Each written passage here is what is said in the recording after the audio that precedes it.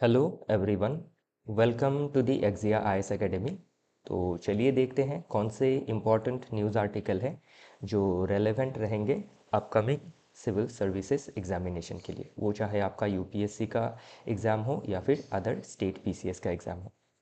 तो इसमें ध्यान रखिएगा कि हम जो भी टॉपिक आपको समझाते हैं उसका सिर्फ समरी ही आपको बताते हैं और हर उस पॉइंट में आपको गौर करवाते हैं जिसमें क्वेश्चन पूछा जा सकता है प्री में और मेंस में। और इसमें क्या होता है, हम आपको आप जैसे कि अगर जो डेली फॉलो कर रहे हैं वो देख ही रहे हैं कि हमेशा ही लगभग 10 से 15 टॉपिक को कवर किया जाता है अक्रॉस डिफरेंट न्यूज़पेपर। जैसे आपका द हिंदू हो गया, फिर इंडियन एक्सप्रेस हो गया, या फिर बिजनेस स्टैंडर्ड हो गया। इसके बाद अलग जो रिसर्च जर्नल है जैसे आपका इकोनॉमिक एंड पॉलिटिकल वीकली। तो इसे हम जब डिफरेंट सोर्सेज से कवर करते हैं, इसीलिए क्या होता है, हमारा जो टॉपिक है वो हम कंप्रीहेंसिवली कवर करते हैं एज पर यूपीएससी सिलेबस और जो प्रीवियस ईयर क्वेश्चन पेपर का ट्रेंड है। लगभग 35 साल में यूपीएससी ने प्री और मेंस में जो भी चीज़ें पूछी हैं उसके लिहाज से हम टॉपिक को कलेक्ट करते हैं, ताकि आपका अपकमिंग जो आपका अटेम्प्ट है उसमें कोई भी क्वेश्चन आपका मिस ना हो। तो इसीलिए जब 10 से 15 टॉपिक हमेशा हम कवर करते हैं तो पूरा जो टॉपिक है उसको हॉलिस्टिक मतलब कंप्लीट तरीके से हम आपको एक वीडियो में नहीं समझा पाते हैं। तो इसीलिए मेरी कोशिश यही रहती है कि मैं आपको समरी अच्छी तरह से बता दूं ताकि आप खुद से जब पढ़ें तो चीज़ें आपको समझ में आए। और जो हमारे फाउंडेशन के स्टूडेंट हैं एक्जिया आईएएस एकेडमी में, उनको हम क्लासेस में ये सभी चीज़ें बारीकी से समझाते ही हैं। बाकी आप अगर किसी और भी कोचिंग इंस्टीट्यूट में एनरोल्ड है तो आप उधर से भी फाउंडेशन लर्निंग लेने के बाद या फिर उसके साथ ही पैरेलली आप हमारा जो न्यूज़पेपर एनालिसिस का पीडीएफ है उसको पढ़ सकते हैं।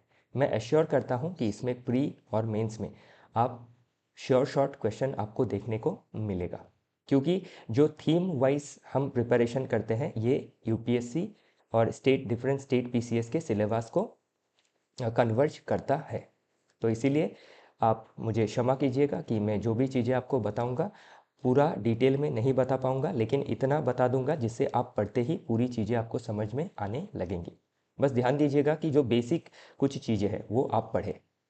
और इसी के उपरांत हम क्या करते हैं, जो भी डिफरेंट जैसे ज्योग्राफी का आपका एल नीनो का फेनोमेना हो गया, ला नीना का फेनोमेनन हो गया, उनको हमारे जो भी सब्जेक्ट एक्सपर्ट टीचर है जो ज्योग्राफी पढ़ाते हैं, हिस्ट्री में हिस्ट्री के जो टॉपिक है, तो कॉम्प्लिकेटेड टॉपिक को क्या किया जाता है उसके ऊपर भी वीडियो आपको हमारे यूट्यूब चैनल में अवेलेबल रहेगा। और आपको अगर लगता है कि कोई टॉपिक ज़्यादा कॉम्प्लिकेटेड लगा है तो आप कमेंट सेक्शन में हमें बताइएगा, हम पर्टिकुलरली उस टॉपिक के ऊपर वीडियो बना के आपको समझाने की कोशिश करेंगे। ठीक है, और चलिए देखते हैं आगे। तो इसी के साथ एडमिशन ओपन है एक्जिया आईएएस एकेडमी में, तो आप हमारे foundational as well as crash course से जुड़ सकते हैं। और जो भी फाउंडेशनल कोर्स से जुड़ेंगे उनको हम सारी चीज़ें जो न्यूज़पेपर एनालिसिस में कवर करते हैं उनको हम बारीकी से समझाते हैं। इसी के साथ फाउंडेशनल कोर्स आप ले या क्रैश कोर्स ले, उसमें हम आपको mock test for pre mains, mock interview for interview provide करते हैं with answer writing for all the GS paper including ऐसे। उसके बाद आपके जितने भी डाउट है वो क्लासरूम में सॉल्व किए जाते हैं। फिर कम्प्रिहेंसिव स्टडी मटेरियल्स भी आप सभी को दिया जाएगा जो भी एनरोल करेंगे। एक्सपर्ट फैकल्टी के द्वारा आपको गाइड करवाया जाएगा और जो भी क्लासेस होंगी वो ऑनलाइन भी होंगी, ऑफलाइन भी रहेंगी। तो आपको जिस मोड में भी आपको पढ़ने में सहूलियत होती है उस हिसाब से आप हमारे क्लासेस को एनरोल कर सकते हैं। और एन इन हाउस लाइब्रेरी का फैसिलिटी भी है फॉर ऑफलाइन स्टूडेंट। और फर्दर एडमिशन डिटेल्स के लिए आप कांटेक्ट कर सकते हैं 6002417488 नंबर पे। और ध्यान रखिएगा हमारा टेलीग्राम चैनल भी है एक्जिया आईएएस एकेडमी, आप उससे जुड़ सकते हैं। और हमारा चैनल है एक्जिया आईएएस एकेडमी करके यूट्यूब में, और जो ऐप है वो आपको गूगल प्ले स्टोर में अवेलेबल मिलेगा। और जो ऐप है उसका नाम है एक्जिया एकेडमी, आईएएस नहीं है उसमें, बस एक्जिया एकेडमी करके है। तो उसको भी आप डाउनलोड करके हमारे साथ जुड़ सकते हैं। तो चलिए देखते हैं आज का पहला आर्टिकल क्या है, इसका समरी क्या बताना चाह रहा है। तो the economics of D regulation. तो जो इकोनॉमिक डेवलपमेंट है एक देश में, वो आपके जिस तरह से इंफ्रास्ट्रक्चर के ऊपर डिपेंड रहती है, स्किल ह्यूमन रिसोर्स के ऊपर डिपेंड रहती है, कैपिटल के ऊपर डिपेंड रहती है कि अच्छा कैपिटल का फ्लो हुआ, अच्छा स्किल्ड वर्कफोर्स रहा, अच्छी डिमांड रही, अच्छा इंफ्रास्ट्रक्चर रहेगा, तभी इकोनॉमी डेवलप कर सकती है। लेकिन एक हर्डल ये आ जाता है कि आपका अगर इंफ्रास्ट्रक्चर भी है, कैपिटल का फ्लो भी है, लिक्विडिटी पूरा है मार्केट में, डिमांड भी पूरा है, लेकिन अगर ओवर रेगुलेशन है बाय गवर्नमेंट, बाय ब्यूरोक्रेसी, तो वो क्या कर सकता है, आपके इकोनॉमी को पीछे धकेल सकता है। जो ग्रोथ हम अचीव करना चाहते हैं वो अचीव नहीं किया जा सकता है डिजायर्ड लेवल में। तो उसके लिए क्या करना है, एक इकोनॉमी को, तो आज अगर इसमें एग्जांपल भारत का ले, तो हर इकोनॉमी में क्या है, आपका डीरेगुलेशन होना ज़रूरी है। रेगुलेशन जो है वो एक हिसाब से, एक नियमित रूप से ही रहना ज़रूरी है। ओवर रेगुलेशन अगर किया जाएगा तो उससे क्या होगा, जो इकोनॉमी है वो कभी ग्रोथ नहीं कर पाएगा। जो इन्वेस्टर्स है वो हमेशा ही डीमोटिवेटेड रहेंगे। इवन जो आपके पेटी बिजनेसमैन हैं, स्मॉल बिजनेसेस भी करते हैं, वो भी क्या रहते हैं, डीमोटिवेटेड रहते हैं because of over regulation on economy. तो अभी इंडिया में क्या है, ओवर रेगुलेशन का प्रॉब्लम है। सिंस इंडिपेंडेंस अगर देखा जाए 1991 तक, तो सोशलिस्ट टेंडेंसी ज़्यादा था हमारे इकोनॉमिक पॉलिसीज में, स्टेट ज़्यादा रेगुलेट करती थी।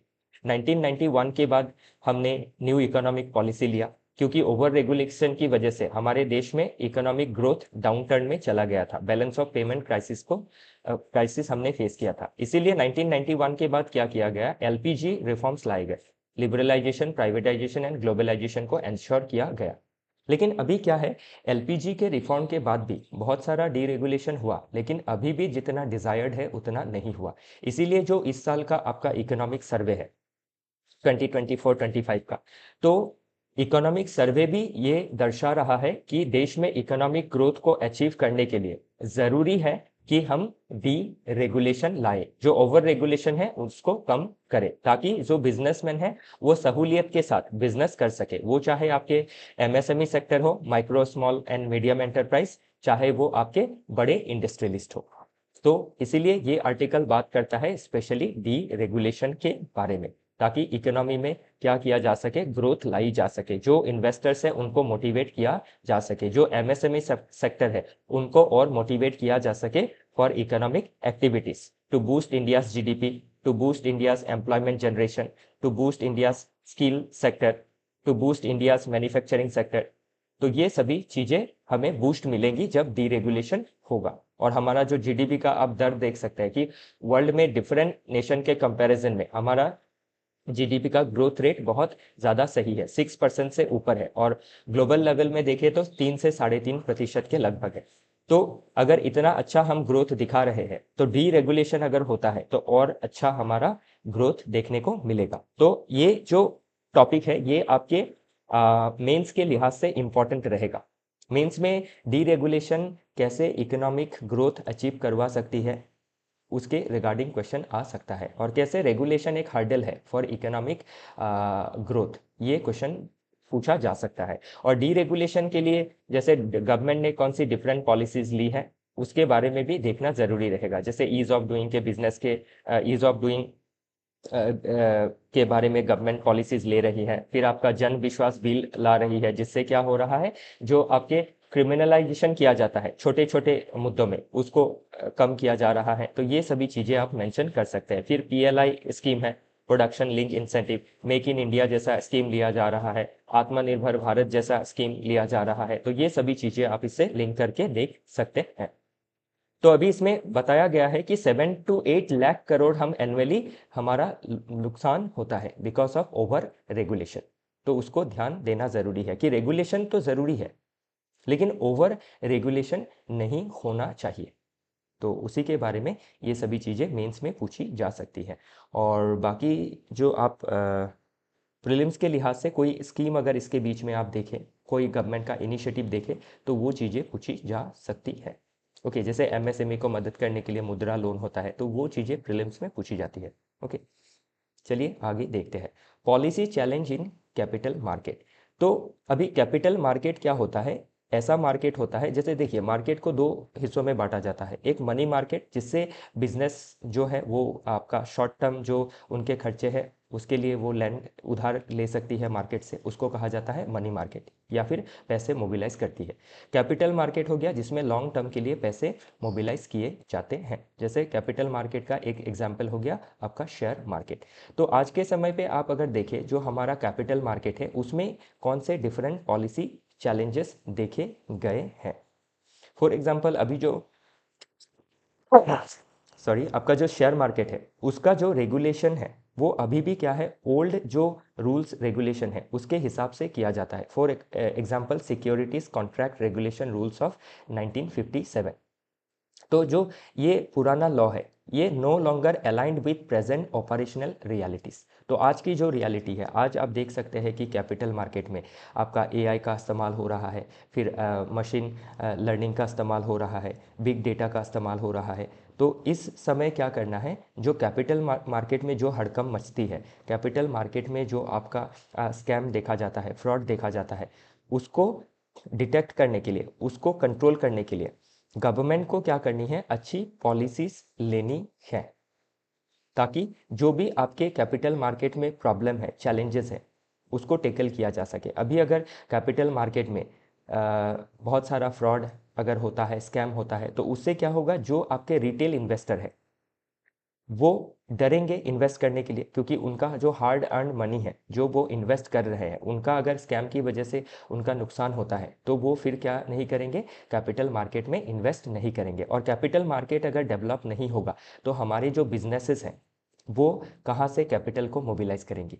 वो नहीं कर पाएंगे जितना कैपिटल हमें चाहिएगा। तो इससे क्या है, बिजनेसेस फर्दर आपकी डीमोटिवेटेड रहेंगी, एनकरेजमेंट नहीं मिलेगा, जो पैसे चाहिए उनको कैपिटल चाहिए वो हासिल नहीं कर पाएंगे। तो इसीलिए ज़रूरी है कि कैपिटल मार्केट में आपका जो रेगुलेशन है उसको आपका स्ट्रिक्ट रखा जाए, ताकि इन्वेस्टर को प्रोटेक्ट किया जा सके और इन्वेस्टर्स को एनकरेज किया जा सके, ताकि वो ज़्यादा से ज़्यादा पैसे कैपिटल मार्केट में इन्वेस्ट करें, ताकि बिजनेसेस फ्लोरिश हो सके, इकोनॉमिक ग्रोथ आ सके, जॉब क्रिएशन हो सके, स्किल डेवलपमेंट हो सके, टेक्नोलॉजिकल इंटरवेंशन ले सके, मैन्युफैक्चरिंग ज़्यादा कर सके।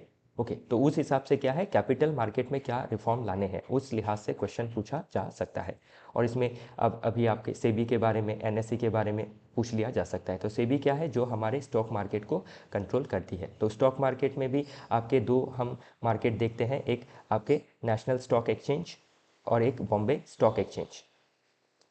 तो बॉम्बे स्टॉक एक्सचेंज का आपका इंडिकेशन क्या है, आपका सेंसेक्स है, और आपका एनएसई का क्या है, निफ्टी है। तो ये सभी चीज़ें प्रीलिम्स में पूछी जा सकती है। फिर कैपिटल मार्केट जैसे स्पेशली शेयर मार्केट में बुल क्या है, बियर क्या है, ये सभी चीज़ें पूछी जा सकती है। फिर सेबी के बारे में पूछा जा सकता है, कब स्टैब्लिश हुआ, ओके, इसका रोल क्या है।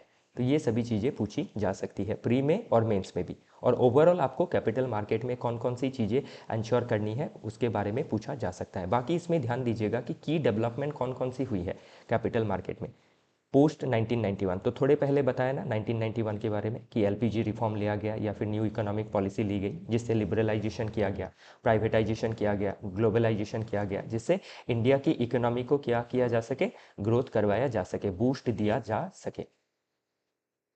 तो 1991 के बाद ही बहुत सारी इकोनॉमिक रिफॉर्म्स आई देश में। तो जो शेयर मार्केट है उसमें भी डिफरेंट चेंजेस देखने को मिले। और आज के समय पे तो आप देख सकते हैं कि जो प्लेटफॉर्म, डिफरेंट प्लेटफॉर्म है, जैसे आपका ग्रो ऐप है, एंजल वन है, जेरोडा है, मोतीलाल ओसवाल है, इनके ज़रिए लोग क्या कर रहे हैं, डिफरेंट आपके शेयर्स में इन्वेस्ट कर रहे हैं। और इन्वेस्टमेंट की वजह से क्या है, मार्केट को कैपिटल हासिल हो रहा है। लेकिन इसके साथ एक प्रॉब्लम ये भी है कि आपके जो डिफरेंट सोशल मीडिया प्लेटफॉर्म है, टेलीग्राम चैनल हो, व्हाट्सएप हो या फिर यूट्यूब हो, इसमें जो आपके इन्फ्लुएंसर्स है वो क्या करते हैं, ऐसे उनके पास एक्सपर्टीज़ तो होता नहीं है, वो इस तरीके से इन्फ्लुएंस करते हैं कि लोगों का पैसा बर्बाद होता है। वो गलत शेयर में, पेनी स्टॉक में पैसा लगा लेते हैं ताकि शॉर्ट टर्म गेन पा सके। तो इसी के लिए क्या करना है, इन सभी चीज़ों को रेगुलेट करना है, ताकि कैपिटल मार्केट में फ्रॉड को प्रिवेंट किया जा सके, स्कैम को प्रिवेंट किया जा सके, डिजिटल लिटरेसी बढ़ाई जा सके, इन्वेस्टर्स का पैसे को आपका प्रोटेक्टेड रखा जा सके। तो इसी के बारे में ये आर्टिकल बात करता है, और ये आपकी अभी प्रेजेंट रियलिटी है। ओके, तो इससे क्या करना है, ये समझना है कि एग्ज़ाम में क्वेश्चन पूछा जा सकता है, क्योंकि आपके सिविल सर्विसेज एग्जामिनेशन ऑफिसर को चुनने के लिए लिया जाता है। और ऑफिसर्स जो आप सभी अभी पोटेंशियल ऑफिसर हैं, तो आप लोगों को जो करंट सिनेरियो है, जो करंट मुद्दे हैं, उनको समझना ज़रूरी है, उनके ऊपर क्वेश्चन पूछा जाता है। India must reform it's process for the removal of जजेस। तो अभी आपका जो रिसेंट में जो जस्टिस यशवंत वर्मा के बारे में जो एलिगेशंस लगी है करप्शन के, जब उनके घर में एक्सीडेंटल फायर हुआ, तो जब आग बुझाने गए तो जो फायर ऑफिशियल्स थे उनको बहुत सारा बर्न्ड कैश मिला, और बहुत सारा कैश भी बरामद किया गया। तो इससे क्या है, अभी जो आपका जुडिशरी के ऊपर स्पेशली एक करप्शन का एलिगेशन लगाया गया है। तो अभी ये कितना सच है कितना झूठ है ये बाद में पता चलेगा, लेकिन एक बार जब ऐसी चीज़ें मीडिया में आ जाती है तो जो पॉपुलेशन है, जो सिटीज़न है देश के, उनका जो ट्रस्ट है वो जुडिशरी से इरोड हो जाता है। और जुडिशरी से ट्रस्ट इरोड होना एक डेमोक्रेसी के लिए सही नहीं है, क्योंकि जुडिशरी इन रिटर्न जुडिशरी का रोल क्या होता है कि आपका कॉन्स्टिट्यूशन को गाइड करना। कॉन्स्टिट्यूशन का गार्जियन कहा जाता है, फंडामेंटल राइट्स का गार्जियन कहा जाता है, डेमोक्रेसी का प्रोटेक्टर कहा जाता है। तो उस हिसाब से क्या है, अगर जुडिशरी का जो इंटीग्रिटी है, अकाउंटेबिलिटी है, ट्रांसपेरेंसी है, वो अगर कॉम्प्रोमाइज़ होता है तो ये क्या है, एक डेमोक्रेसी के लिए, एक कॉन्स्टिट्यूशनल आपके देश के लिए सही नहीं है। तो इसमें अभी इसमें जो जुडिशरी में जो प्रॉब्लम देखी गई है, उन प्रॉब्लम को सॉल्व करने के लिए एक तो इसमें जो अपॉइंटमेंट का प्रोसीजर है उसमें सुधार के लिए कहा गया है, और दूसरा जो जुडिशरी है, जो जस्टिस है हमारे, जो जजेस है, उनके अकाउंटेबिलिटी को, उनके इंस्टीट्यूशनल इंटीग्रिटी को कैसे मेंटेन किया जा सकता है, उनके लिए हम क्या कमीशंस बना सकते हैं, उसके ऊपर ये आर्टिकल बात करता है। तो अभी के समय पे आप अगर देखें कि एक आपके जस्टिस को रिमूव करने के लिए जो प्रोसेस है वो काफ़ी आपके कठिन है। जैसे to remove the removal of a supreme court और हाई कोर्ट जज रिक्वायर्स, तो पहला तो एक मोशन लाना होता है आपके पार्लियामेंट में।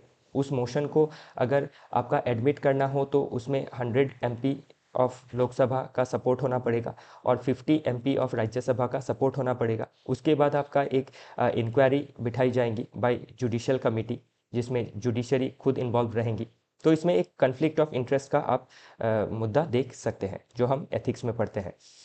फिर आपका जब ये इंक्वायरी हो जाती है, होने के बाद अगर उनको गिल्टी पाया जाता है कमीशन के द्वारा, तो क्या किया जाएगा, आपका जो लोकसभा है और राज्यसभा है अर्थात पार्लियामेंट 2/3 मेजोरिटी से क्या करेगी, वोट करेगी आपके जस्टिस जो साहब जो जिनके ऊपर एलिगेशन था जो प्रूव हो गया है उनको हटाने के लिए। तो आप देख सकते हैं कि जो प्रोसेस है कितना कठिन है, ओके, कितना कॉम्प्लिकेटेड है। तो इससे क्या है, आज तक किसी जज साहब को आपका रिमूव नहीं किया गया है। दो एलिगेशन लगा है, ओनली 2 जजेस V Ramaswami and Soumitra Sen have faced impeachment proceeding non removed, लेकिन रिमूव नहीं किया गया क्योंकि एक तो प्रोसेस भी इतना भारी है आपका, और ऊपर से क्या है, इसमें एक आपका जो एक मुद्दा रहता है कि जो कन्फ्लिक्ट ऑफ इंटरेस्ट का, उसको आपका टेकल करना ज़रूरी है। तो इसके लिए इसमें सुझाव क्या दिया गया है आप देख सकते हैं, okay just a minute. Way forward में दिया गया है कि क्या प्रपोजल, रिफॉर्म प्रपोजल दिया गया है बाय दी, जो आर्टिकल लिखे हैं उन्होंने, कि जुडिशियल सर्विस कमीशन होना चाहिए विथ अकाउंटेबिलिटी मैंडेट। और उस जुडिशियल सर्विस कमीशन में कौन कौन रहेंगे, जजेस, इमिनेंट सिटीजन, सिर्फ जजेस नहीं रहेंगे, eminent citizen, legal scholar, former CAG और election commissioner and representative from parliament. तो उनका पावर क्या रहेगा, अपॉइंट करने का, प्रमोशन करने का, डिसिप्लिनरी एक्शन लेने का, ओके, इन्वेस्टिगेशन को इनिशिएट करने का, कंप्लेन लेने का, और जो सीरियस मैटर होंगे वो पार्लियामेंट को रेफर करेंगे, और एक एनुअल ट्रांसपेरेंसी रिपोर्ट भी पब्लिश करेंगे। तो इसके लिए एक कमेटी का सजेशन दिया गया है। फिर आपका judicial conduct, code of conduct के बारे में कहा गया है। जैसे सिविल सर्वेंट के लिए कोड ऑफ कंडक्ट होता है, उसी तरह से जुडिशरी के लिए भी क्या है, एक कोड ऑफ कंडक्ट होना चाहिए कि वो जब ऑफिस में रहेंगे एज जज तो उनका क्या कंडक्ट रहेगा, कौन सी उनकी डूज होगी और डोंट्स होगी।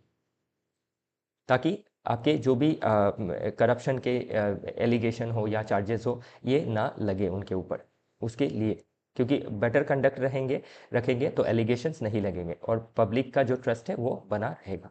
और पब्लिक कंप्लेंट्स मैकेनिज्म भी होना चाहिए ताकि पब्लिक क्या कर सके, कंप्लेन कर सके अगेंस्ट जजेस। तो ज़रूरी नहीं है कि जज गलती नहीं करेंगे, क्योंकि वो भी ह्यूमन बीइंग ही है। तो इसीलिए क्या करना है, आपका एक कोड ऑफ कंडक्ट को एनफोर्स करवाना है। और अगर उस कोड ऑफ कंडक्ट के हिसाब से नहीं चलते हैं, किसी के ऊपर कंप्लेन आता है, तो उसके लिए कंप्लेन मैकेनिज्म भी होना चाहिए ताकि आप, हम या फिर कोई भी इंसान या फिर कोई भी सिटीजन क्या कर सके, कंप्लेन कर सके। बाकी इसमें और एक सजेशन भी दिया गया है कि रिविजिट एनजेएसी विथ सेफगार्ड्स। तो एनजेएसी जो नेशनल जुडिशियल अपॉइंटमेंट कमेटी लाया गया था by parliament under 99th constitutional amendment, तो उसको बाद में स्ट्राइक डाउन कर दिया गया कि ये जुडिशरी का जो इंडिपेंडेंस है उसको वॉयलेट कर रही है। तो कॉलेजियम सिस्टम को अभी भी कंटिन्यू रखा गया है। तो उसमें क्या है, अभी कॉलेजियम सिस्टम के को बहुत क्रिटिसाइज किया जाता है, बहुत सारी एलिगेशंस लगती है, नेपोटिज्म का, लैक ऑफ ट्रांसपेरेंसी का।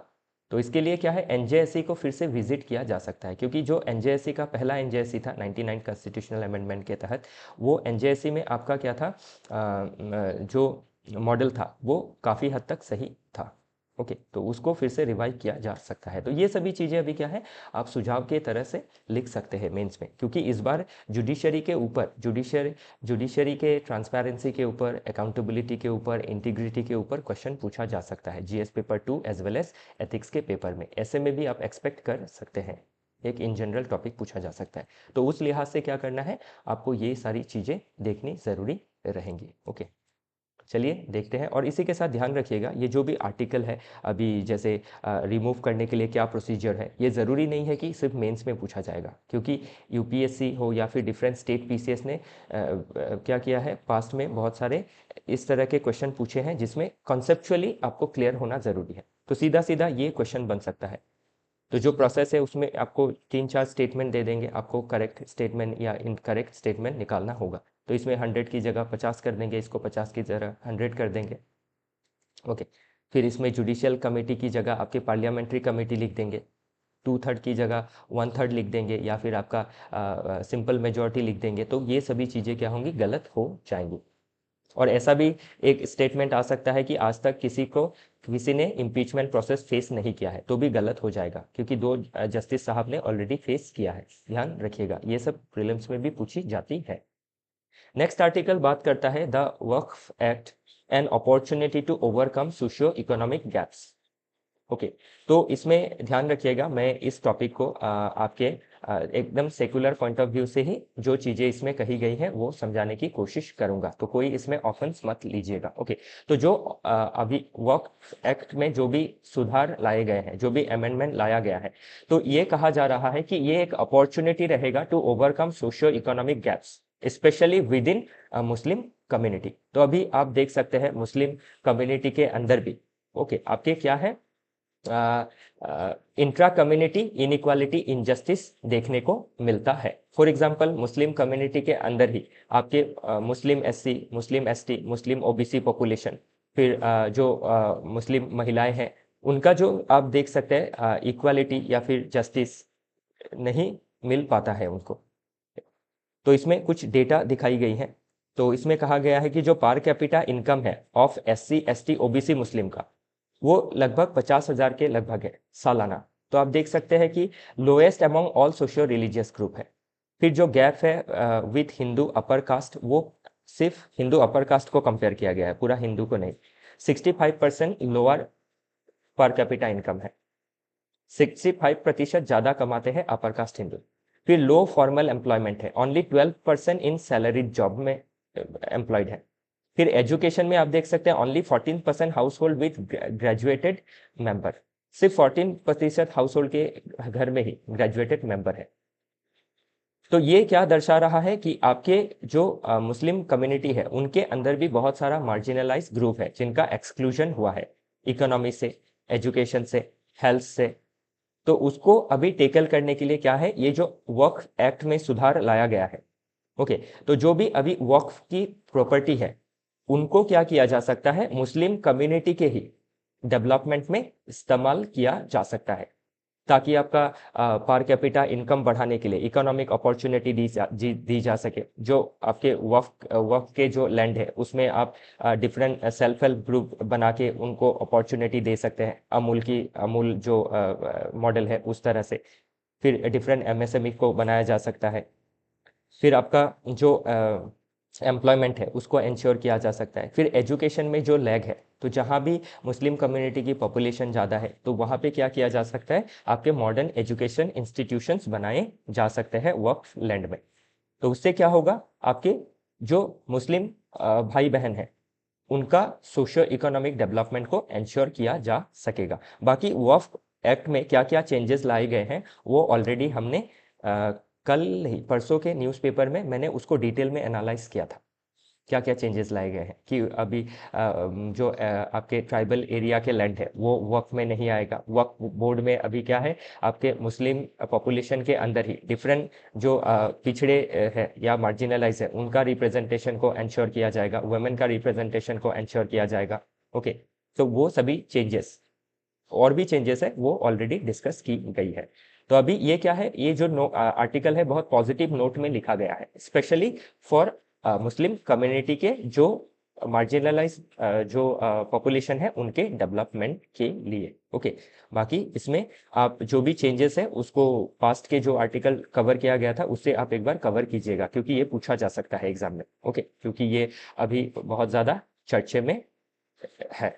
ओके, चलिए देखते हैं अगला आर्टिकल। तो इकोनॉमिक जस्टिस, ये सभी चीज़ों को आप, सोशल जस्टिस, इन सभी चीज़ों को आप जोड़ के देखिएगा। और गवर्नमेंट जो चेंजेस लाई है वो आप जस्टिफाई कर सकते हैं अंडर आर्टिकल 46, जो कहता है आपको promotion of socio economic education interest of weaker sections. तो अभी वीकर सेक्शन में जो मुस्लिम पॉपुलेशन के अंदर जो वेल ऑफ है उनको छोड़ के जो वीकर सेक्शन है उनका डेवलपमेंट किया जा सकता है थ्रू वक्फ प्रॉपर्टी। ओके, ध्यान रखिएगा इन चीज़ों को। तो आपको चीज़ें क्या करना है, पॉजिटिव नोट में देखना जरूरी है। नेक्स्ट आर्टिकल बात करता है de extinction. Has an American company brought dire wolf back from the dead. तो एक आपका डायर वुल्फ है जो एक्सटिंक्ट हो गया था, लेकिन हाल ही में क्या किया है, अमेरिका की एक आपके बायोसाइंस कंपनी ने, जिसका नाम है कोलोसल बायोसाइंस, इन्होंने क्या किया है, जो आपके रिमेनिंग फॉसिल्स थे डायर उल्फ को, उसका फॉसिल से डीएनए को एक्सट्रैक्ट करते हुए क्या किया गया है, बाय यूजिंग, मुझे जितना तक ध्यान है, एक डॉग के जरिए इसको रिवाइव करने की कोशिश की गई है। और ये जो डायर उल्फ है इसमें 95% जो जेनेटिक ट्रेट्स है वो देखे गए हैं।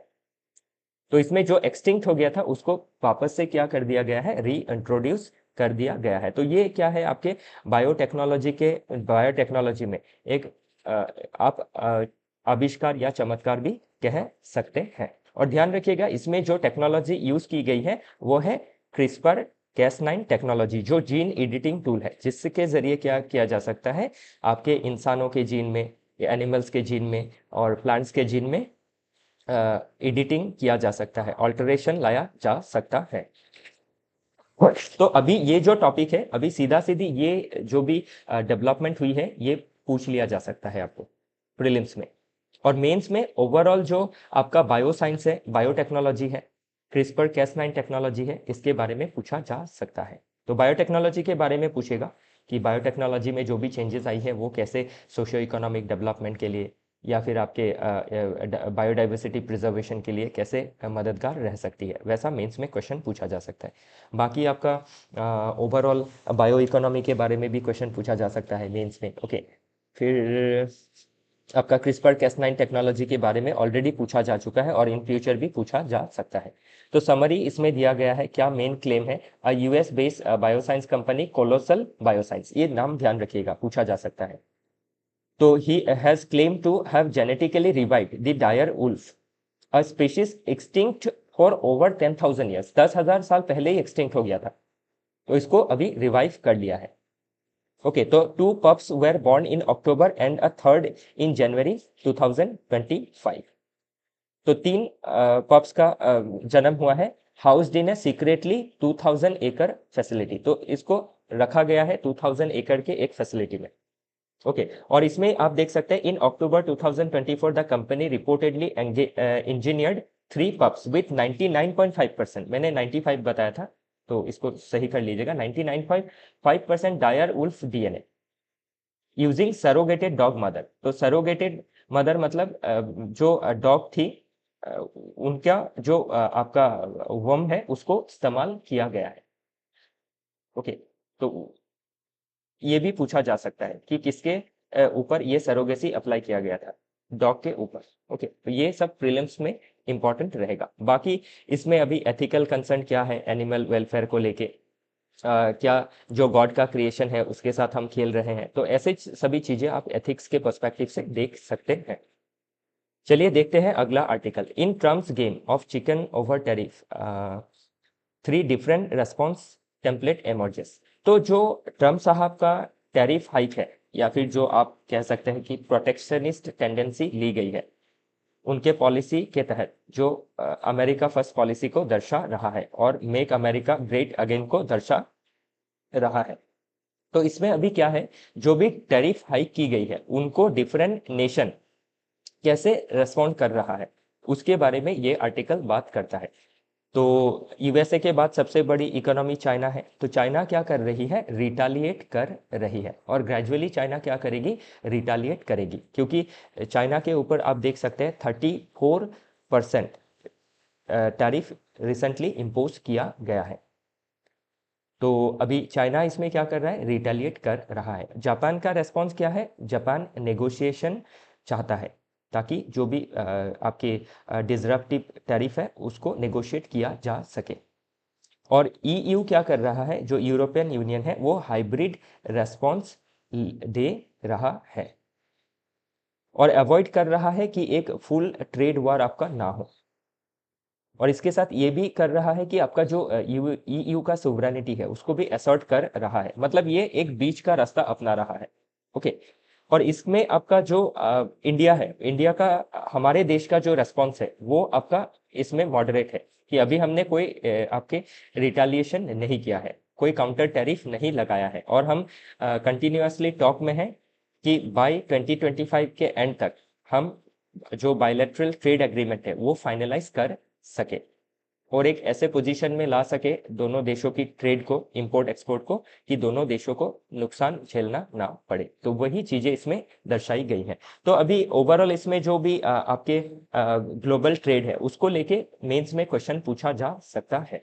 ओके तो ये सभी चीजें क्या है, अभी जापान ने क्या रेस्पॉन्स किया, ओके चाइना ने क्या रेस्पॉन्स किया, ये सब आइडिया के लिए दिया गया है। सीधा सीधा आपका इंडिया और सॉरी यूएस और चाइना का रेस्पॉन्स के बारे में नहीं पूछेगा। जो भी क्वेश्चन आएगा इंडिया को लिंक करके ही पूछेगा कि इंडिया को इससे क्या बेनिफिट होगा या फिर क्या लॉसेस झेलनी पड़ेंगी। तो उस हिसाब से आपको ये आर्टिकल देखना जरूरी रहेगा। और इसी के साथ हम डिफरेंट आपके जो रीजनल ऑर्गेनाइजेशन है उनको भी इसमें कनेक्ट कर रहे हैं, जैसे एशियन हो गया, अफ्रीकन यूनियन हो गया, फिर क्वाड हो गया। तो ये सभी चीजें आपको क्या करनी है, फिर डब्ल्यूटीओ हो गया, इनका कब फॉर्मेशन हुआ, ओके इनका जो आपका मैंडेट है वो क्या है, ये आपको प्रीलिम्स के लिहाज से देखना जरूरी है। और मेंस में जब आंसर लिखेंगे तो इन चीजों को भी आपको कहीं मेंशन करना पड़ सकता है। नेक्स्ट आर्टिकल बात करता है how Japan built a 3D printed train station in 6 hours. तो 6 घंटे में जापान में क्या किया गया है, एक 3D प्रिंटेड स्टेशन जो लगभग 100 स्क्वायर फीट का है। तो लगभग समझ लीजिए जो एक आपका बेडरूम होता है उससे थोड़ा छोटा साइज का आपका 10 बाई 10 का एक स्टेशन बनाया गया है, जिसमें आपकी जो ऑफिशियल्स रहते हैं टिकट देते हैं, ओके या फिर ट्रेन की टाइमिंग बताते हैं, वैसा ही एक छोटा सा ऑफिस डेवलप किया गया है। तो इससे अभी क्या है, 3D प्रिंटिंग की मदद से कैसे कंस्ट्रक्शन रिलेटेड एक्टिविटीज की जा सकती है इसके बारे में पूछा जा सकता है। कैसे 3D प्रिंटिंग आपके कंस्ट्रक्शन सेक्टर में रेवोल्यूशन ला सकता है। और जो इंडिया जैसे डेवलपिंग नेशन है जिनमें आपके डिफरेंट स्कीम जैसे पीएम आवास योजना लिया जा रहा है या फिर जो पब्लिक टॉयलेट बनाने रहते हैं सैनिटेशन के लिए, तो इनमें कैसे हम 3D प्रिंटिंग का इस्तेमाल करके कम खर्चे में, कम आपके फिजिकल डेफिसिट के जरिए कैसे इन चीज़ों में डेवलपमेंट हासिल कर सकते हैं, वैसा क्वेश्चन आपको पूछा जा सकता है। बाकी जो 3D प्रिंटिंग का टेक्नोलॉजी है इसमें क्या किया जाता है, पहले तो कंप्यूटर में आपका जो भी कंस्ट्रक्शन करना है उसका एक मॉडल डेवलप किया जाता है। उस मॉडल को डेवलप करने के बाद उसको लेयर बाय लेयर बनाया जाता है बाय यूजिंग टेक्नोलॉजी। तो उसी को कहा जाता है 3D प्रिंटिंग। तो अभी 3D प्रिंटिंग के बारे में सीधा सीधा प्रीलिम्स में क्वेश्चन पूछा जा सकता है और मेंस में भी पूछा जा सकता है कि 3D प्रिंटिंग के जरिए कैसे आपके सोशियो इकोनॉमिक डेवलपमेंट को इंश्योर किया जा सकता है in developing countries like India. तो क्वेश्चन ऐसे बनेगा कि टेक्नोलॉजी को आपका कनेक्ट कर देगा with socio economic development, technology को कनेक्ट कर देगा विथ फिस्कल पॉलिसी। ओके, तो ये सभी मुद्दे आपको देखने जरूरी होंगे, बड़े ही इंटरेस्टिंग है। ओके, तो जो भी डेवलपमेंट हुआ है वो इसमें मेंशन की गई है। ओके, तो इसमें आपको अभी ये प्रीलिम्स के लिहाज से पूछ लिया जा सकता है। तो Japan's West Japan Railway Company in collaboration with construction firm Serendix नाम का एक आपका कंस्ट्रक्शन कंपनी है, उसके साथ कोलैबोरेट करके ये बनाया है एक ट्रेन स्टेशन इन एरिडा सिटी। तो ये सभी चीजें आप ध्यान रखिएगा। और जो स्टेशन का नेम है वो है आपका हट्सुशिमा। ओके, हट्सुशिमा, तो ये आप ध्यान रखिएगा, ये चीजें पूछी जा सकती है। ओके, तो ये आपके प्रीलिम्स में स्टेटमेंट के फॉर्म में आ सकती है, तो इसको ध्यान रखना जरूरी रहेगा। ओके, और बाकी इसमें और भी इसको देख सकते हैं कि कैसे टेक्नोलॉजी के ज़रिए हम रेलवे में कंस्ट्रक्शन कर सकते हैं। फिर डिज़ास्टर जो होता है, तो इंडिया में भी आप देख सकते हैं कि अर्थक्वेक के वजह से या फिर फ्लड की वजह से डिज़ास्टर जब होता है तो उसमें हमें शेल्टर कैंप बनाने होते हैं। तो अगर 3D प्रिंटिंग के मदद से हम शेल्टर कैंप बनाए तो बहुत ही सहूलियत से कम पैसे में क्विक शेल्टर बना सकते हैं, स्कूल बिल्डिंग बना सकते हैं इन रिमोट एरिया, फिर मिलिट्री का आउटपोस्ट बना सकते हैं, रूरल हेल्थ सेंटर बना सकते हैं छोटे छोटे। ओके, जिससे क्या है सोशियो इकोनॉमिक डेवलपमेंट को इंश्योर किया जा सकेगा। तो इसको ध्यान रखिएगा। ओके, तो इंडिया के पर्सपेक्टिव से भी इसमें डिफरेंट चीज़ें लिखी गई है कि आपके पीएम गति शक्ति इंफ्रास्ट्रक्चर मास्टर प्लान में ये मददगार हो सकता है। स्मार्ट सिटी मिशन से आप इसको लिंक कर सकते हैं। आत्मनिर्भर भारत बन सकता है in construction by using 3D printing. Okay, तो ये ध्यान रखिएगा। चलिए देखते हैं अगला article, limits to governors power. तो अभी आपको पता ही है, जो हम सेंटर स्टेट रिलेशन देखते हैं इंडियन पॉलिटी में जीएस पेपर 2, तो उसमें क्या है, सेंटर स्टेट के बीच में डिफरेंट मुद्दे को लेके एक टसल चलता रहता है। तो फॉर एग्जांपल आपको फाइनेंस को लेके एक टसल चलता रहता है, फिर आपके डिलिमिटेशन को लेके एक टसल हमने पढ़ा था, फिर एनईपी को लेके एक टसल हमने देखा था, new education policy, Tamil Nadu government और सेंट्रल गवर्नमेंट के बीच। ओके, तो ये टसल्स क्या है, कंटिन्यू रहती है और इसके ऊपर यूपीएससी हो या फिर डिफरेंट स्टेट पीसीएस क्वेश्चन पूछ लेता है। तो अभी इसमें मेन मुद्दा क्या है, जो गवर्नर को लेके जो टसल है, गवर्नर का रोल को लेके जो टसल है, कि जिस स्टेट में आपकी ऑपोजिशन पॉलिटिकल पार्टी रूल करती है उसमें जो गवर्नर का रोल होता है वो बड़ा ही पार्टीजन होता है, जबकि गवर्नर का जो पोस्ट है वो एक कॉन्स्टिट्यूशनल पोस्ट है। लेकिन गवर्नर क्या करते हैं, सेंट्रल गवर्नमेंट की एजेंट की तरह काम करता है और जो स्टेट गवर्नमेंट है जो चुनी हुई है बाय डेमोक्रेटिक मेथड, उनको काम करने नहीं देता है। स्पेशली अभी एक स्टेट गवर्नमेंट को अपना फंक्शन को चलाए रखने के लिए डिफरेंट लॉ पास करना होता है और उस लॉ को जब वो बिल के फॉर्म में आता है स्टेट लेजिस्लेटिव असेंबली से पास होता है, उसके बाद गवर्नर का एसेंट चाहिए होता है। तो गवर्नर क्या करते हैं, जब ऑपोजिशन पार्टी रूल करने वाला स्टेट होता है उसमें एसेंट को विथहोल्ड करके रखता है और उसकी वजह से स्टेट काम नहीं कर पाता है। तो इसमें स्पेशली अभी जो तमिलनाडु का केस है वो बताया गया है कि तमिलनाडु के जो गवर्नर साहब है उन्होंने 10 बिल को आपका रिजर्व करके रखा है आपके प्रेसिडेंट के कंसेंट के लिए। तो ये क्या कर रहा है, जो तमिलनाडु का गवर्नमेंट है उसको ऑटोनोमसली काम करने में बाधा दे रहा है। तो इसीलिए तमिलनाडु गवर्नमेंट ने सुप्रीम कोर्ट में केस किया और ये जो आर्टिकल है ये सुप्रीम कोर्ट ने क्या जजमेंट दिया उसके बारे में बात कर रहा है। तो गवर्नमेंट, पहला तो बात यह है कि गवर्नर को पावर कैसे हासिल होता है, अंडर आर्टिकल 200 पावर मिलता है, power of the governor on the state bill. तो जब एक बिल स्टेट लेजिस्लेटिव असेंबली से पास होता है, लॉ बनने के लिए उसको गवर्नर का एसेंट चाहिए होता है और जो बिल गवर्नर के पास जाता है तो अंडर आर्टिकल 200 उनके पास 4 ऑप्शन रहता है, या तो वो एसेंट दे दे और उसको लॉ में तब्दील कर दे, और एसेंट ना करके वो विथहोल्ड कर सकते हैं, या फिर वो रिटर्न कर सकते हैं बिल को रिकंसिडरेशन के लिए। लेकिन ध्यान रखिएगा, मनी बिल को रिटर्न नहीं कर सकते हैं। इन पॉइंट में प्रीलिम्स में क्वेश्चन पूछा जाता है। Reserve the bill for the president's consideration. तो ये 4 पावर उनको मिलती है। तो अभी इसमें प्रॉब्लम क्या है कि जो गवर्नर है उनको अभी इसमें कोई टाइम बाउंड मैनर में काम नहीं करना है कि आपका 1 महीने में या 2 महीने में एसेंट देना है। तो इसीलिए सुप्रीम कोर्ट ने क्या किया, उनका जो पावर, सुप्रीम कोर्ट का पावर होता है under article 142 to do complete justice, इसको इन्वोक किया है और कुछ चेंजेस इसमें लाई गई है। और सुप्रीम कोर्ट ने ये आपके ऑर्डर दिए हैं कि जो गवर्नर साहब है वो नॉन पार्टीजन रोल प्ले करे। पहला तो वो जब बिल आए उनको एसेंट दे दे, अगर एसेंट नहीं देना चाहते, कुछ उनको लगता है कि इसमें फैलेसी रह गई है, तो वो बिल को रिटर्न करे फॉर रिकन्सिडरेशन। और रिटर्न करने के बाद उनको 1 महीने के अंदर साइन करना है।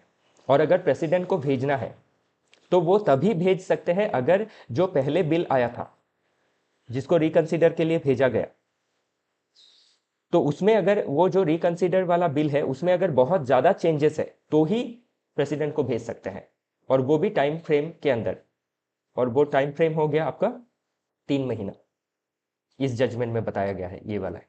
ओके, तो 3 महीने के अंदर भेजना होगा। और जो एसेंट है वो विथहोल्ड नहीं कर सकते हैं, वो पॉकेट वीटो इस्तेमाल नहीं कर सकते हैं, क्योंकि कॉन्स्टिट्यूशन के आर्टिकल 200 में लिखा है कि अगर बिल आया तो उसको अगर वो एसेंट नहीं दे रहे हैं तो वो उनको governor shall return the bill to the government और to the state legislative assembly, ताकि उसको रिकंसिडर किया जा सके। तो इसीलिए कॉन्स्टिट्यूशनल जो फ्रेमर्स है उन्होंने शैल लगाया है कि ये गवर्नर का डिस्क्रिशनरी पावर नहीं है कि वो बिल के ऊपर बैठे रहेंगे। तो ये सभी चीज़ें इसमें मेंशन की गई है, ध्यान रखिएगा। इस बार के एग्जाम के लिए आर्टिकल 200, आर्टिकल 163 ये इंपॉर्टेंट है। आर्टिकल 163 क्या कहता है, governor must act on the aid and advice of the councils of minister. वो खुद से डिसीजंस नहीं ले सकते हैं, हर चीज़ में उनका डिस्क्रिशन नहीं रहता है, बस उसी चीज़ में डिस्क्रिशन रहेगा जिसमें कॉन्स्टिट्यूशन उनको प्रोवाइड करता है, और वो डिस्क्रिशन भी क्या है, बहुत लिमिटेड है। ओके, तो ये आर्टिकल पूछा जा सकता है। नेक्स्ट आर्टिकल बात करता है पॉपुलिज्म एंड इट्स लिमिट। तो पॉपुलिज्म एंड इट्स लिमिट में ये आर्टिकल अगेन अमेरिका का जो पॉलिटिकल सिनेरियो है उसको दर्शा रहा है कि अभी ट्रम्प साहब जो भी आपके एक्शंस ले रहे हैं, प्रोटेक्शनिस्ट पॉलिसीज ले रहे हैं, उसके पीछे आपका पॉपुलिज्म जिम्मेदार है। कैसे पॉपुलिज्म जिम्मेदार है कि यूएसए के अंदर भी आप देख सकते हैं कि जॉबलेसनेस बढ़ता जा रहा है, क्योंकि अभी यूएसए की जो एमएनसीज है वो डिफरेंट जॉब को आउटसोर्स कर रही है।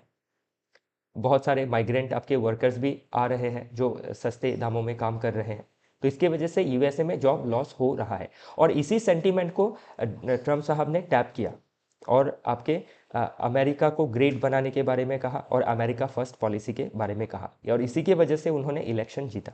तो इसीलिए अभी क्या कर रहे हैं, वो जो पॉपुलेशन है उनको खुश करने के लिए ऐसे डिसरप्टिव जो पॉलिसीज है वो ले रहे हैं, जिससे क्या है, आपके डिफरेंट जो ग्लोबल इंस्टीट्यूशन है उनको भी अंडरमाइन कर रहे हैं। जो ग्लोबल एक ट्रेड इंटीग्रेशन है, कोऑपरेशन है, उसको भी अंडरमाइन कर रहे हैं। तो इसमें यही कहा जा रहा है कि जो पॉपुलिस्ट पॉलिसीज है वो कैसे डिफरेंट इंस्टीट्यूशंस को अंडरमाइन कर सकती है, डेमोक्रेटिक वैल्यूज़ को अंडरमाइन कर सकती है, और ग्लोबल लेवल में एक इंस्टेबिलिटी क्रिएट कर सकती है।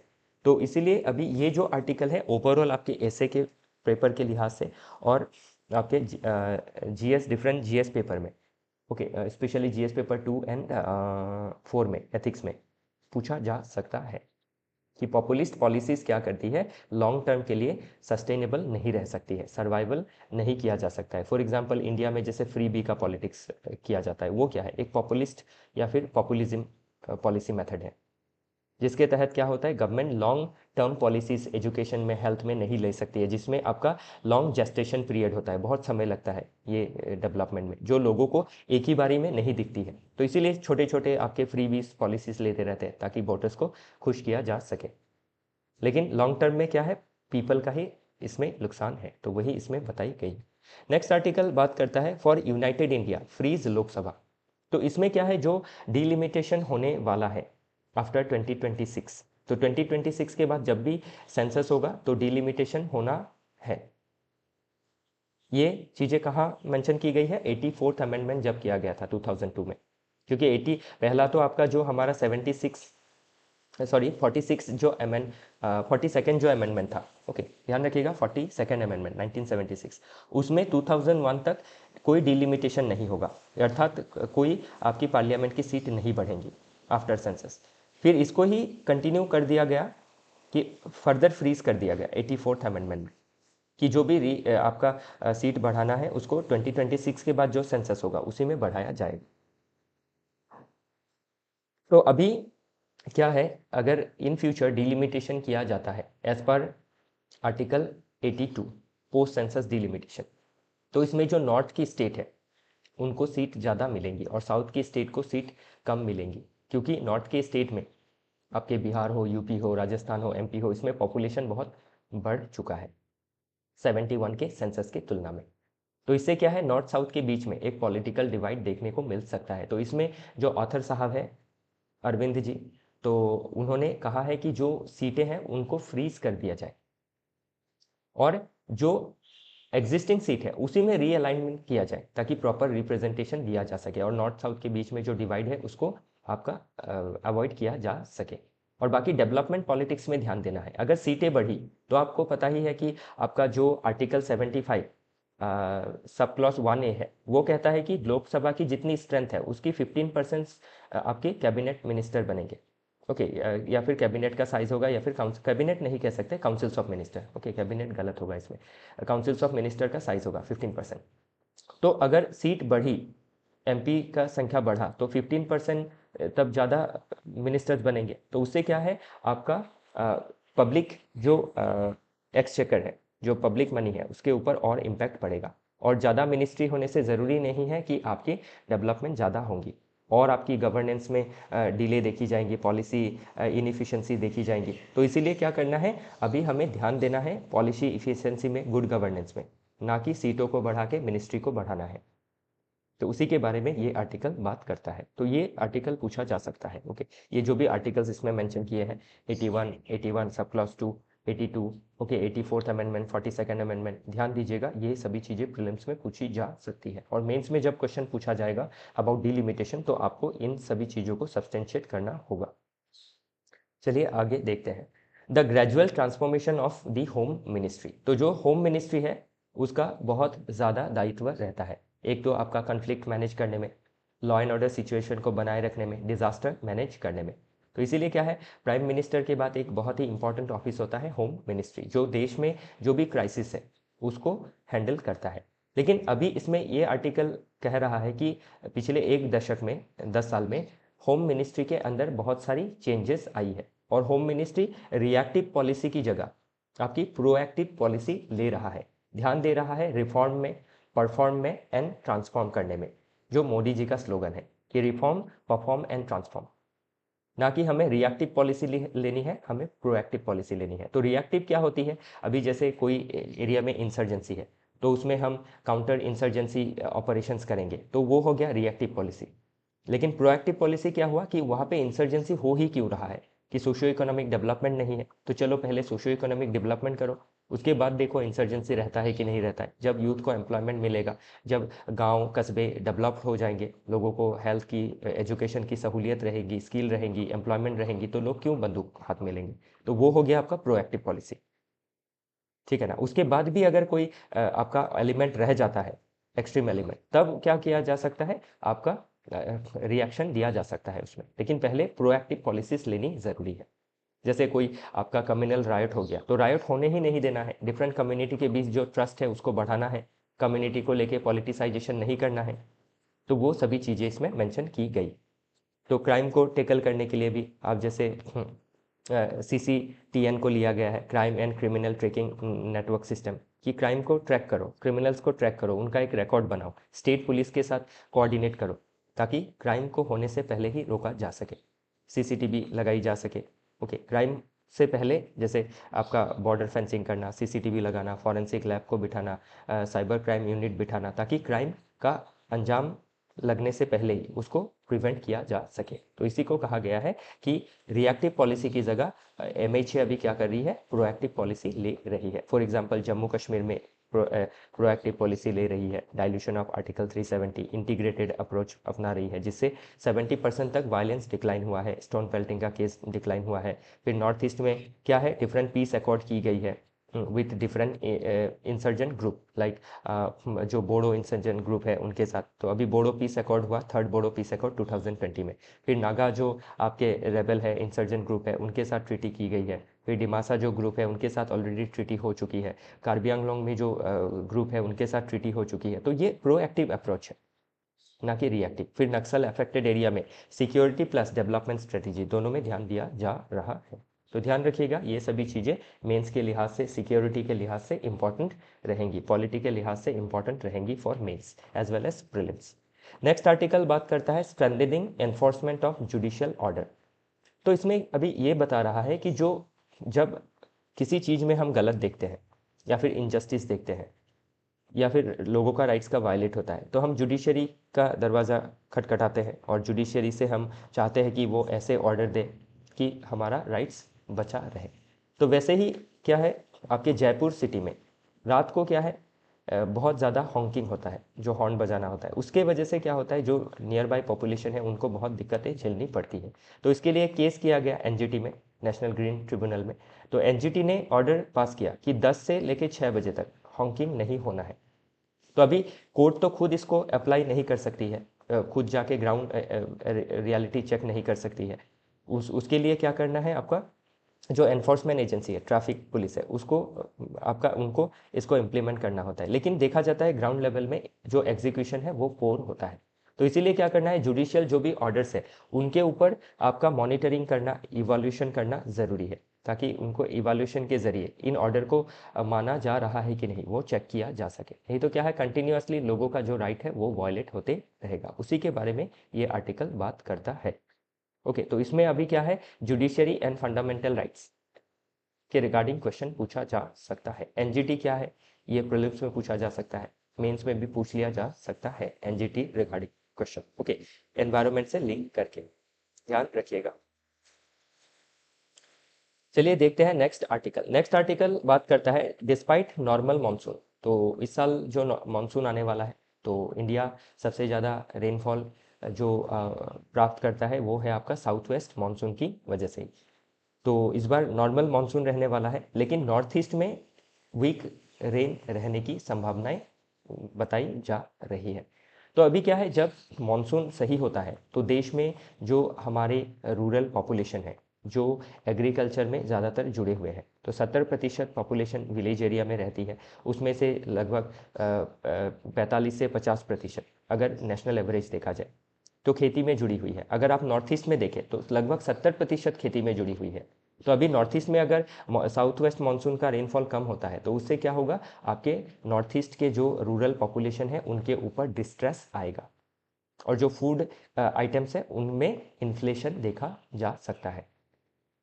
तो उसी के बारे में ये आर्टिकल बात करता है। इसमें थोड़ी सी जो ज्योग्राफी की टेक्निकल चीज़ें हैं वो भी कही गई हैं, जैसे आपका ला नीना क्या है, एल नीनो क्या है, एनसो क्या है, फिर इंडियन ओशन डाइपोल क्या है, मेड इन जूलियन ऑसिलेशन क्या है। तो ये हम सभी फाउंडेशन में कवर करते हैं, तो इसको देखना ज़रूरी है। अभी आपको प्रीलिम्स में इंडियन ओशन डाइपोल क्या है, इंडियन ओशन डाइपोल अगर आपका क्या है, इंडियन ओशन रीजन में एक फेनोमेनन है।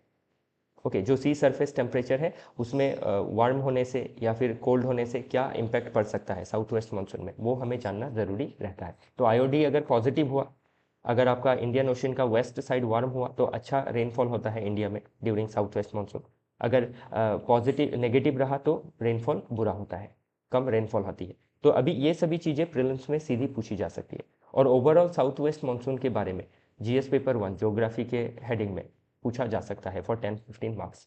फिर एल नीनो जो अभी साउथ वेस्ट मानसून है उसको अफेक्ट कई चीज़ें करती है। एक तो आपका एल नीनो इम्पैक्ट करता है जिसमें आपका रेनफॉल कम हो जाता है, ला नीना इम्पैक्ट करती है जिससे रेनफॉल बढ़ जाता है, फ्लड जैसे सिचुएशन भी आ जाते हैं।